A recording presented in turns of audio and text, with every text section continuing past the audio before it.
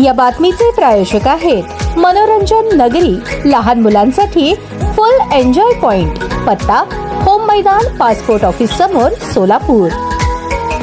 दरवर्षीप्रमाणे यंदाही जश्ने ईद ए मिलादुन्नबी निमित्त नई जिंदगी जकवान हॉल येथे युवा सामाजिक व बहुउद्देशीय संस्थेमार्फत खतना कॅम्प आयोजित करण्यात आले होते। यामध्ये MIDC पोलीस स्टेशनचे वरिष्ठ निरीक्षक वाघमारे, संभाजी ब्रिगेड पश्चिम महाराष्ट्र अध्यक्ष श्यामभाऊ कदम, प्रभागचे नगरसेवक बाबा मिस्त्री, नुरुद्दीन मुल्ला, संस्थेचे संस्थापक अध्यक्ष नासिर भाई खुदादे, पैगंबर मुजावर, पीर साहब अमरीचुंगे, पत्रकार शहनवाज शेख, शाहरुख खुदादे, इमान जमादार, रऊफ शेख, शरीफ बागवान, कय्यूम के, दौला शेख, समीर पठान, जावेद शेख, अजय उडानशिव, जमीर फनीपंत, मैनुद्दीन मुजावर, नासिर पत्तेवाले, इसाक शेख, सोहेल अमरीचुंगे, फिरोज शेख, शाहिद नराफ, तौफिक मुजावर, खाजा पानगल, नवाज नेता, फिरोज मुजावर, सोनू इंगळे, सलमान शेख, आमिर पठाण, तन्वीर मुल्ला, आसिफ औजकर, दाऊद पठाण, जहीर कोतकुंडे तसेच संस्थेचे इतर पदाधिकारी उपस्थित होते। या कॅम्प मध्ये 125 चिमुकल्यांनी सहभाग नोंदवला। खूप शुभेच्छा देतो।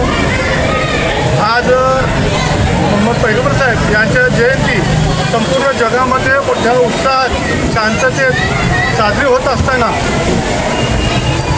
या नई जिंदगी भागामध्ये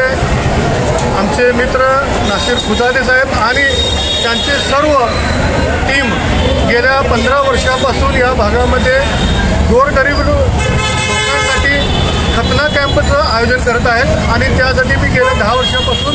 या कार्यक्रमाला न चुकता उपस्थित राहतात। त्याचा उद्देश एकच आहे की जे मोहम्मद पैगंबर साहेबांनी जगाला शांती संदेश दिलेला आहे आणि मानवतेच्या कल्याणासाठी आपलं आयुष्य वेचलं पाहिजे, या शिकवणीला अनुसरून त्यांनी कुठलाही डोंगडाल न करता गोरगरीब समाजासाठी, कारण हा खतना कॅम्पचा उद्देश एकच आहे। खतना जर आपल्या मुस्लिम धर्मामध्ये करायचे असेल तर 3000 रुपये खर्च येतो, पण या ठिकाणी अत्यंत कमी दरामध्ये आणि विशेष बाब म्हणजे या खतना कॅम्पसाठी कर्नाटकमधून, पुण्यावरून आणि उस्मानाबादवरून लोक आवर्जून उपस्थित आहेत आणि त्यांचा या ठिकाणी जेवणाचा खर्चसुद्धा या संस्थेच्या वतीने करण्यात येतो। खरंच या युवा बहुउद्देशीय सामाजिक संस्थेचा आदर्श इतर सगळ्या मंडळांनी घेणं गरजेचं आहे, कारण